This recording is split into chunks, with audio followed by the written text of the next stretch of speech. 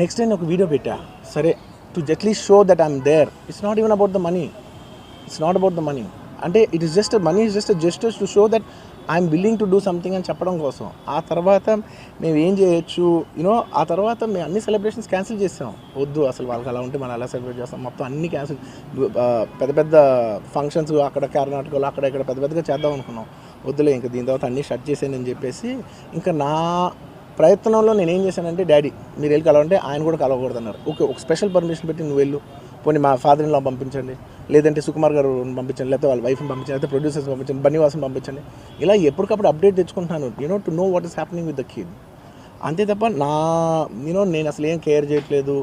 ఇలా కొన్ని false allegations, character assassination మాటలు వచ్చినప్పుడు మాత్రం చాలా బాధ వేస్తుంది. నేను ఎన్నైనా తీసుకోగలను, నన్ను నమ్మండి, మీ అందరూ తెలుసు ఐఎమ్ స్ట్రాంగ్ పర్సన్, నేను చాలా ఫేస్ చేస్తాను, నేను తీసుకోగలను, నేను తట్టుకోగలను.